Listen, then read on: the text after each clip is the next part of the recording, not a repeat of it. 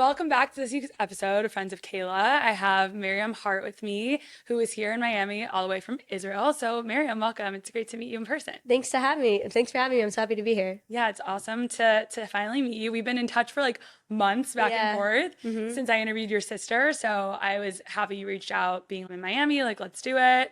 You have a lot going on right now. I feel like it's fun to see you and like meet you in person because obviously I saw you on the show, My Unorthodox Life, where I'm sure many of our listeners will recognize you from. But since being on the show, like, yeah, like what's up? Like, I feel like so much has changed. Like you were kind of going through your own identity crisis at the time that the show was airing, and now you seem just like fully confident in the woman that you've become, which is, it's been exciting watching your journey from the screen to like seeing you in person. So how does it feel like post show? Yeah, I mean, most people don't realize, like, when people watch reality TV, they don't really think that people, like, age after whatever they see, you know? So, like, the show, the first season came out 2021. Now it's like 2026. So it's like 5 years ago that the first season came out. So who I was 5 years ago versus who I am today, it's like a lot of growth, just a lot of change, growth. Like I cut my hair, you know, like I like went on this whole journey. Like I did an extra year at Stanford. I studied like psychology and economics and philosophy on top of my computer science degree. And then I studied extremism and ideology in Berlin and Chicago after October 7th. And I wanted to study more about that. And then I moved to Israel, I started writing a book, and now I'm working on a startup, or I'm co-founding a startup. So a lot has happened, basically. A lot. Yeah, I know. And I was like, I had no idea you were even like a startup founder or a co-founder. So I definitely want to hear more about your role in this like new AI venture, which is really exciting. But yeah, you're a different person than you were 5 years ago. That's the point, is like so much can change in 5 years, and like look how much you've done in that time. So that's exciting. So you're now living in Israel majority of the time, right? Yes. I officially moved to Israel. I'm like hopefully closing my apartment like today, I'm hoping. So hopefully really congrats. soon. You know, actually, I was texting one of my friends being like, oh, I'm interviewing Miriam. And she was like, no way, my friend Mikey like was helping her look for an apartment. Oh, I'm looking for an apartment. I like found one, but they haven't like sent me the contract back. It's like such a like stressful environment in Israel to find apartments. It's, like, I can terrible. only imagine. Yeah. Polygon, like, yeah. Do you speak Exactly. Hebrew at all? Can אני מדבר עברית. Oh wow, better than me. Okay, we won't go there. Okay. Now, but like I just had to ask. Yeah. So are you making Aliyah, or is this more just like I'm living there part time / I'm just living there. Like, yeah, I'm not making Aliyah. I don't know why so many people are like, did you make an Aliyah? Are you doing that? For some reason, I don't want to do that personally. I just like, I don't feel the need to get another citizenship, you know? Like, I'm able to have like a work visa or work in Israel in other ways, and that I'm happy just doing that for now. Also, I don't know if I'm ever going to do politics in the future, and if I do, it's better to just have American citizenship. And so, oh, interesting. So okay. yeah, so I'm keeping that option open for me. Okay, that's smart. Yeah. I know, because you never know like why people decide to do it. Obviously, there's a lot of benefits that come with making Aliyah, but in your situation, it sounds like it just doesn't make sense. So, Right. Okay, that's awesome. Well, I would love to just chat with you about how, you know, you're obviously a big activist in the space, and you're talking constantly, trying to not maybe educate your followers, but just share your lived experience when it comes to being lesbian and also being a lover of Israel, being a Zionist. So those two words, Zionist and lesbian, those seem today, people seem shocked that those could even be compatible in one sentence. So what do you say to people that are shocked by you being so outspoken about your love for Israel, but also being part of the LGBTQ community? I mean, it shouldn't be shocking, you know? And it's funny because when I'm in Israel and I mention to like my queer friends, like my gay lesbian friends in Israel, that people think it's weird to be, or that like the lesbian community in the US does not like Israel, they don't get it. Like in Israel, they're like, why would they not? They know that in Gaza, like they kill gay people. And they're like, why would you, like, why is there a set, like, why do lesbians or the queer community in the US, why are they so anti-Israel? Like the people in Israel don't understand why.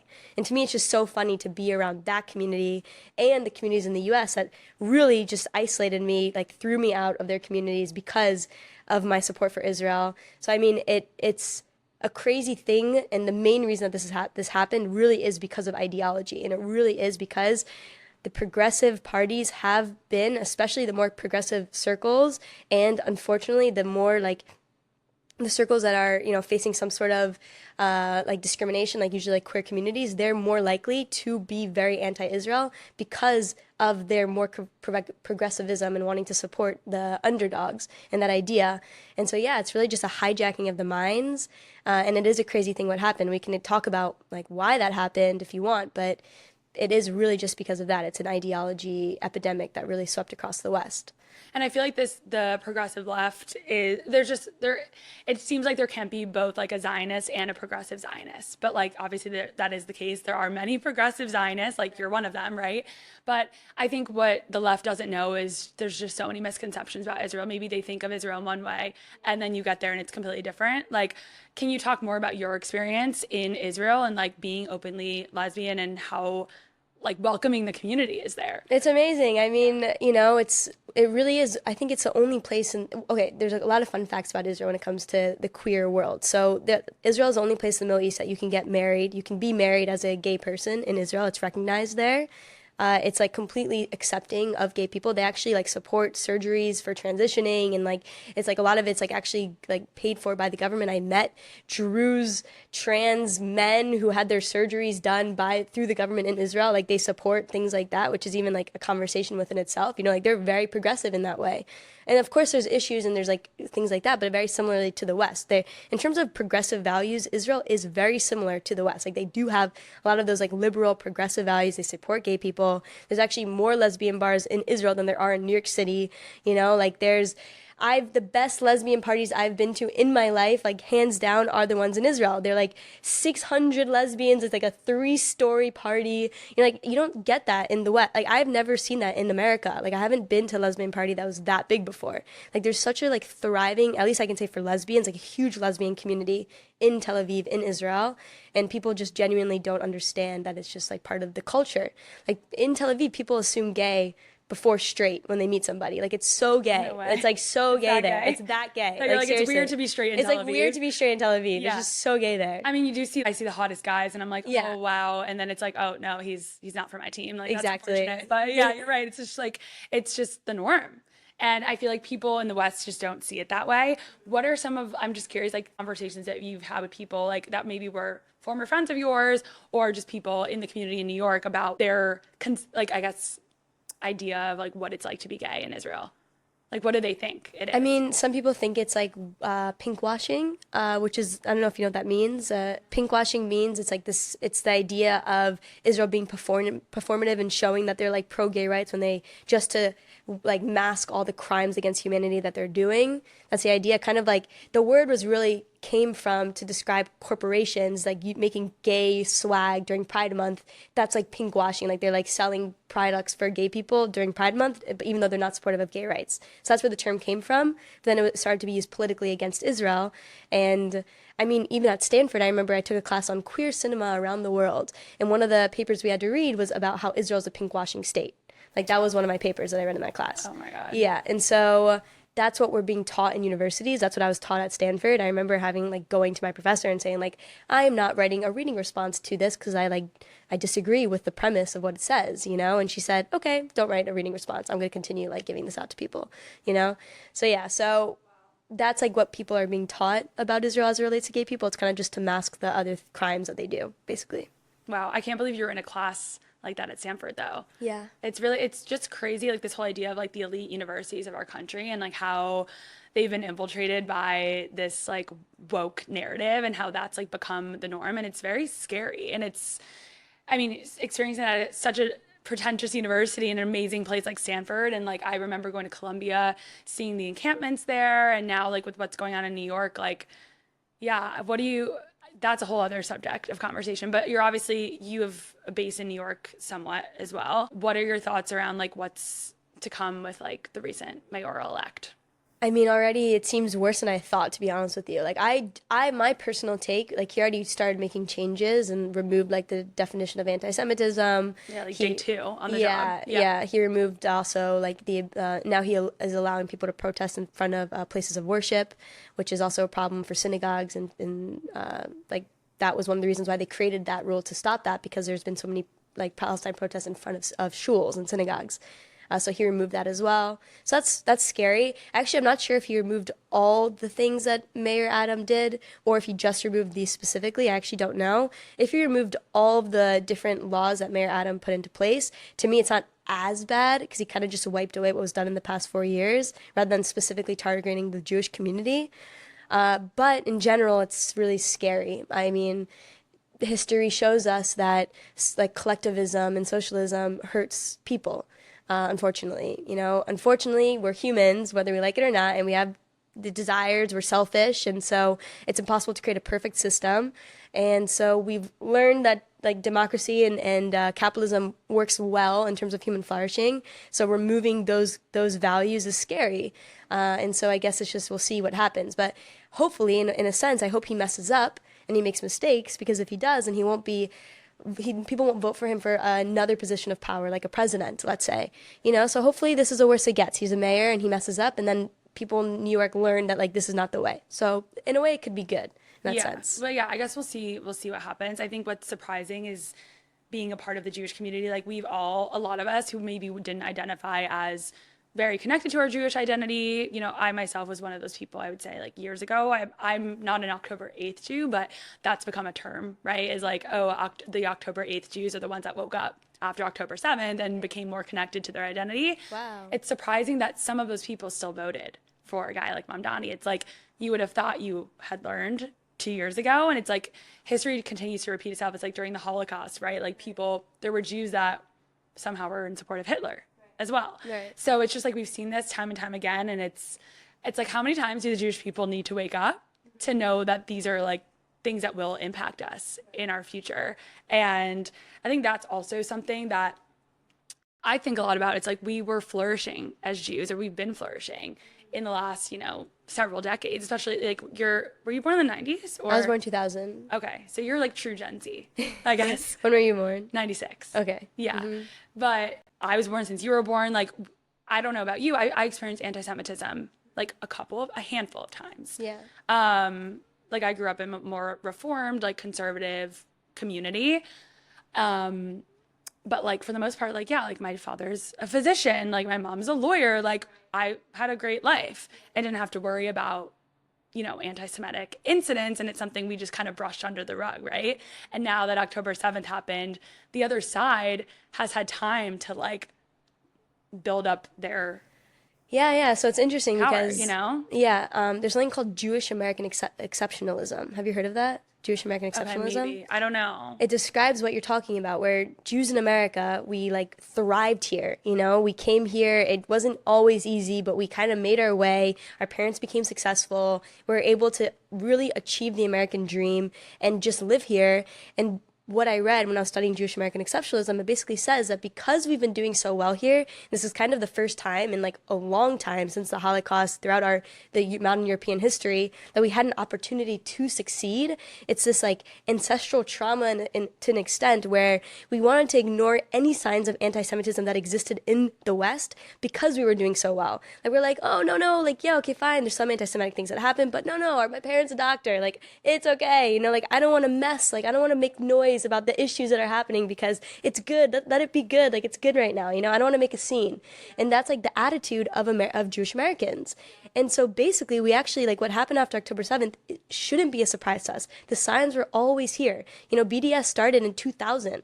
It's been here for a long time, over 20 years. Yeah, but we just ignored it. We just ignored it. This was never BDS, that term. Yeah. I didn't know what that was until October 7th. Exactly. So I'm almost 30 years old. That's crazy. So we kind of, in a way, I don't want to say brought it onto ourselves, but weren't as active as we really should have been as a Jewish community to combat the anti-Semitism that started a long time ago. That was in the works, like the idea of Israel being an apartheid state, that started in the 1960s by a Stanford professor who's from Palestine.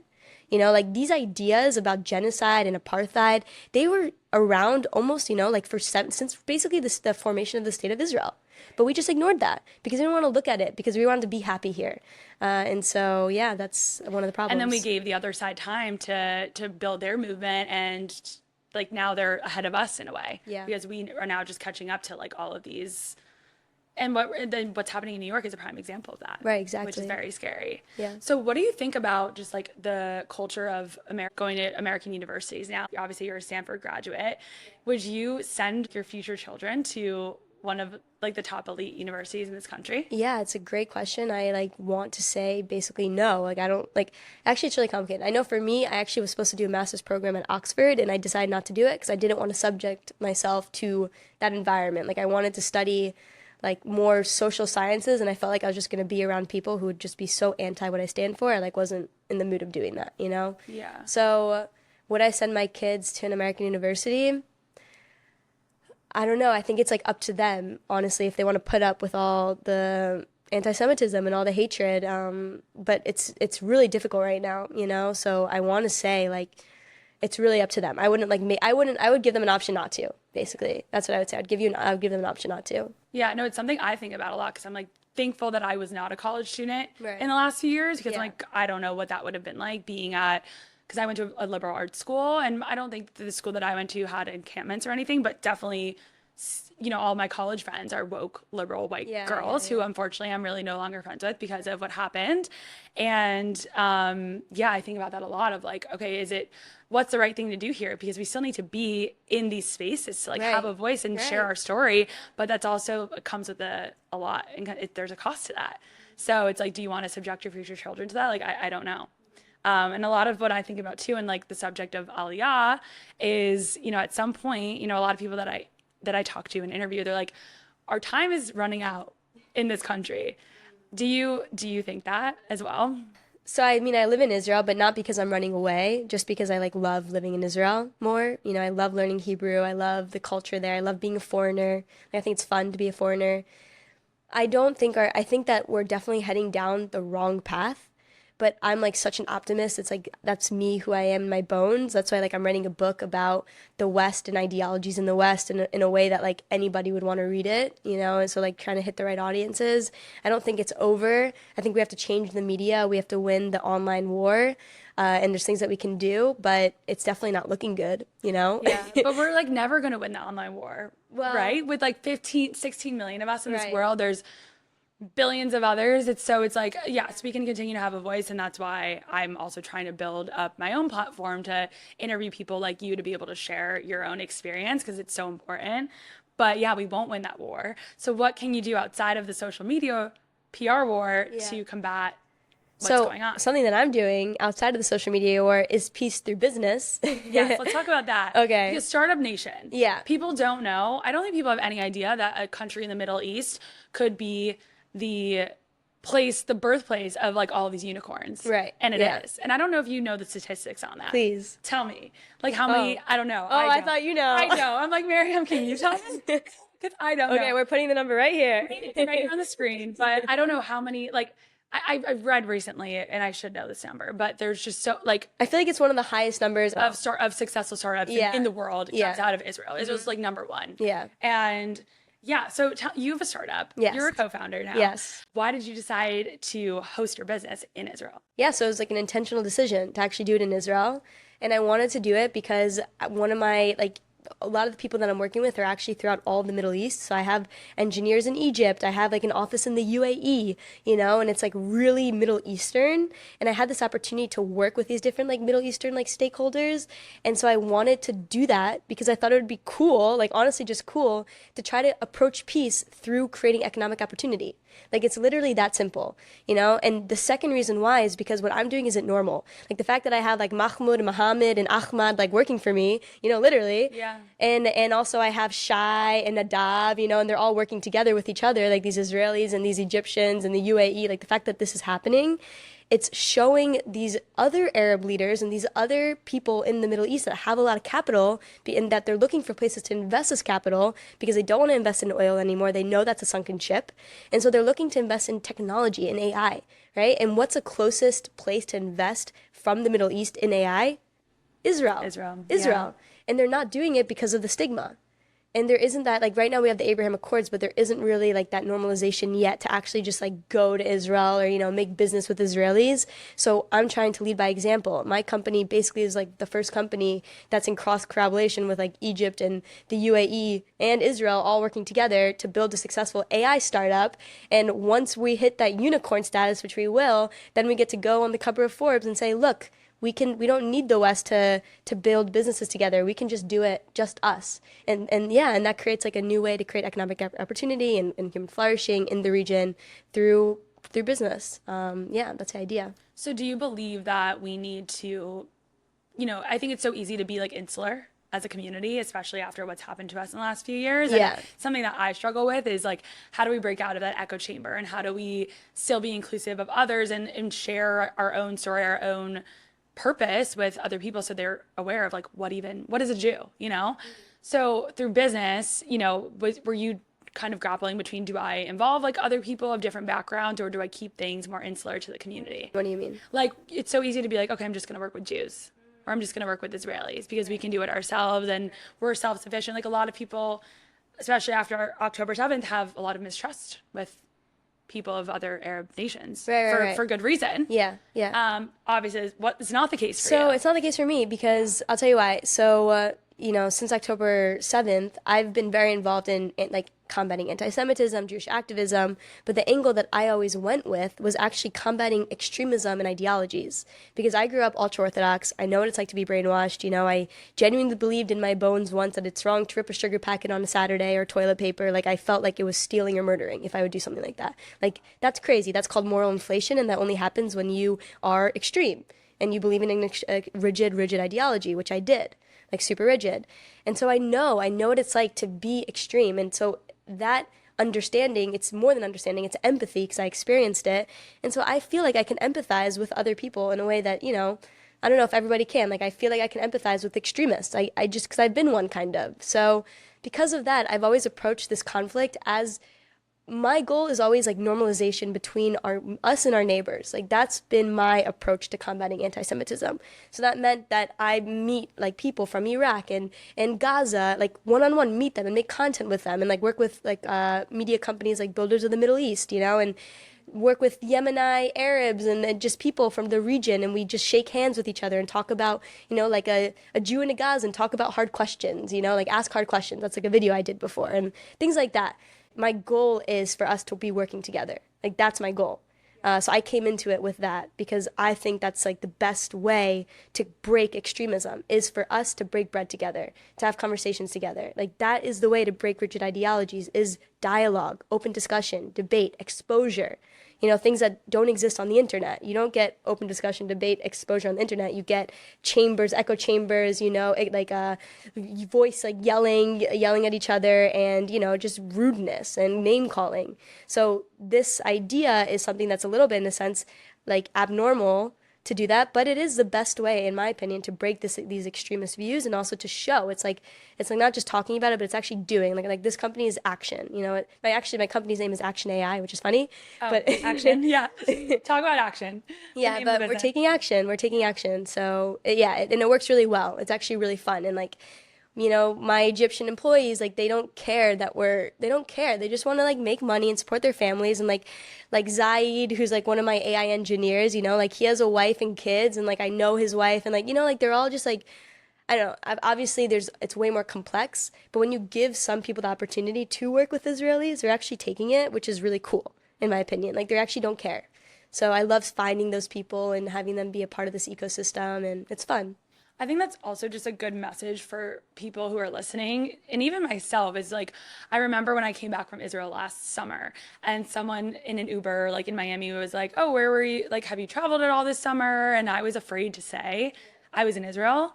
And it's just normalizing those little things of being like, I'm Israeli. I was in Israel. I love Tel Aviv. Being able to say those with say that with confidence and not be fearful of that just goes such a long way. It's like, let's just normalize how things were before this whole war broke out, and before this, you know, it was cool to hate Israel because this is our homeland, and I deeply love this country, and I want to be able to share that with other people.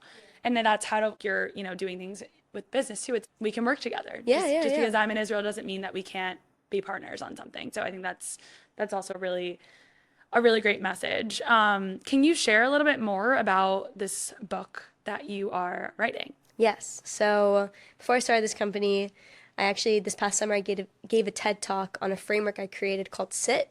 And SIT stands for social pressure, insularity, and two-dimensional thought. And basically, these are the three components that make up an environment that promotes rigid thinking. So I gave this talk in Boston. It was like a TED Talk I gave, and the question was like the SIT test: are you thinking freely? And it was about whether or not the West is actually under this environment of rigid thinking. Like, are we promoting rigid thinking in the West? That was the question. And through that, social pressure, we have social pressure to not mention that we're in Israel. We have insularity through our echo chambers and not being allowed to be friends with somebody who supports Trump, let's say, or like that's not cool, like forced social isolation. And then two-dimensional thought is my way or the highway thinking. If you support Israel, you're a bad person. If you're a Zionist, you're a racist. So those examples prove that yes, our environment does promote rigidity. We live in a rigid promoting environment, basically. And so I gave this TED Talk explaining from my own life experience, like how I came up with this theory. It went really well. It was very well received. And so I basically decided to write a book that expands on the theory. And so the book is it's called Blinded by Belief.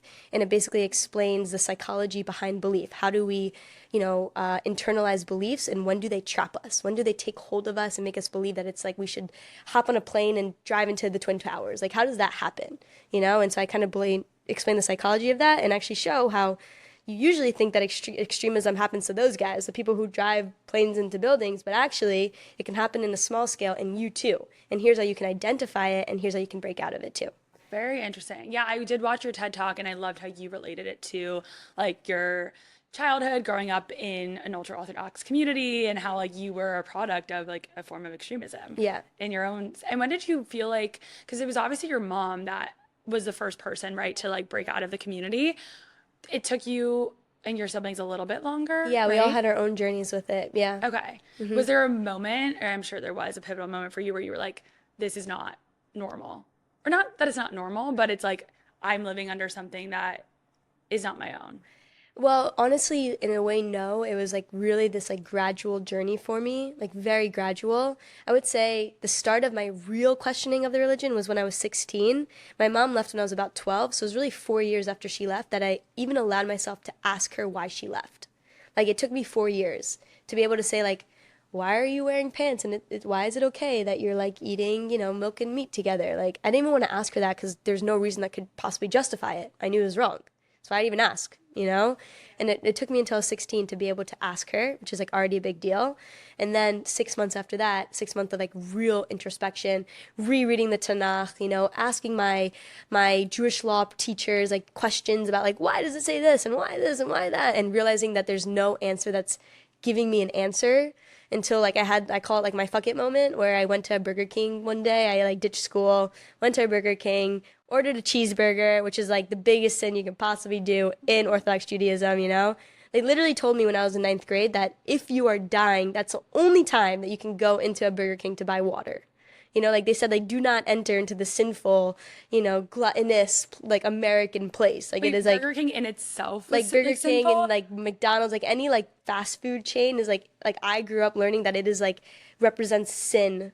It's, like, the sin of America, the sin of the secular people is, like, fast food restaurants. Like, I don't know. This is, like, something that I grew up. So I'm, like, whenever I've seen, like, oh, my gosh, don't look, like, it's, like, bad.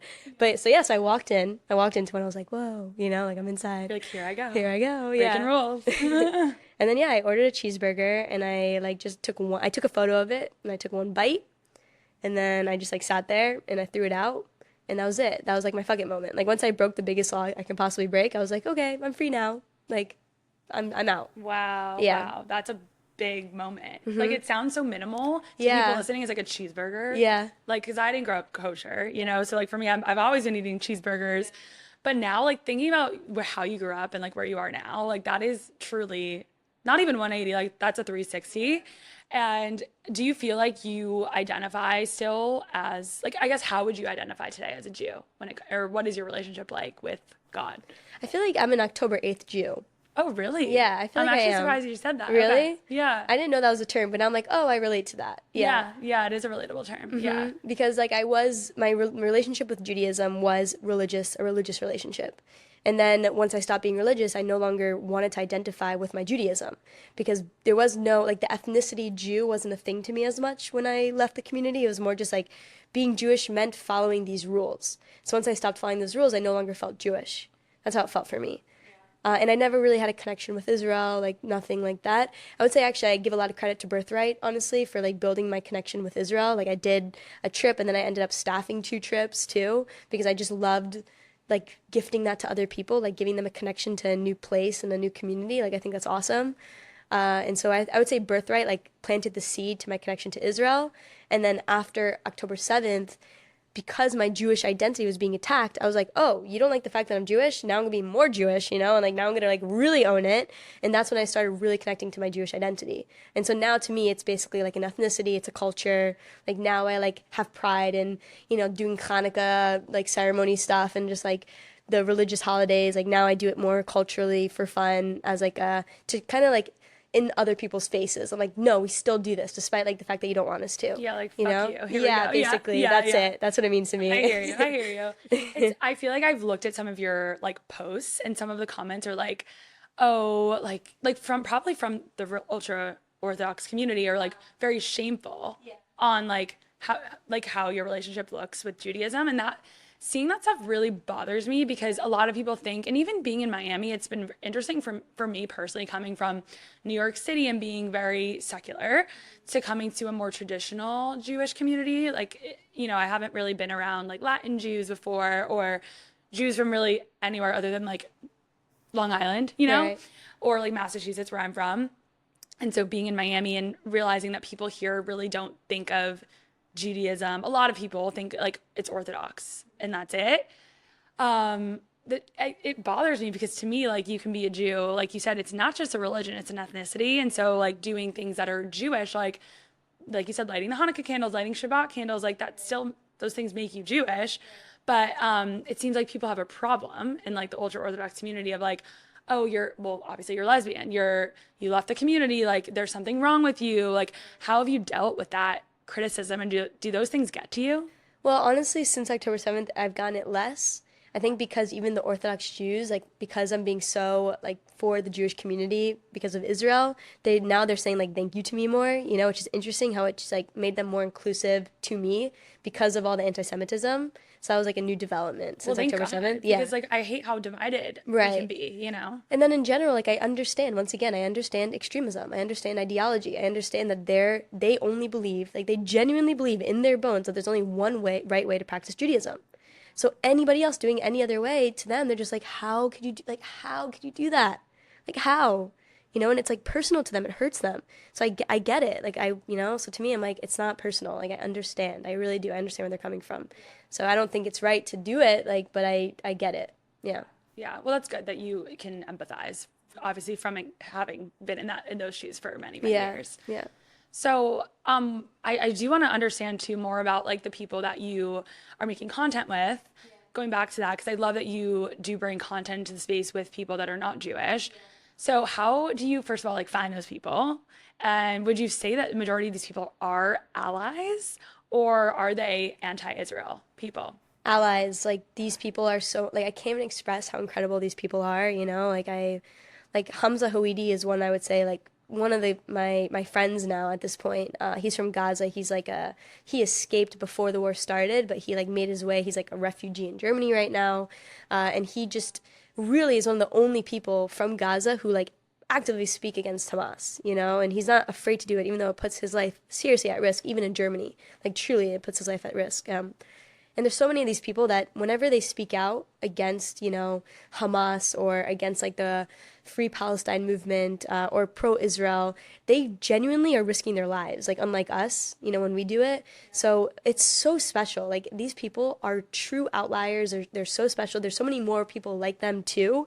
Like Hamza once told me, he's like, Miriam, when you posted this one post, like my friends in Gaza said that they didn't like it. And I was like, wow, there's people in Gaza who follow me. I'm like, that's so cool. And then he showed me like why I was something that was like very, very pro-Israel. And I was like, oh, I get why they didn't like this one. It was like something like about birthright, like I don't know, bring more Jews here. I don't know what it was.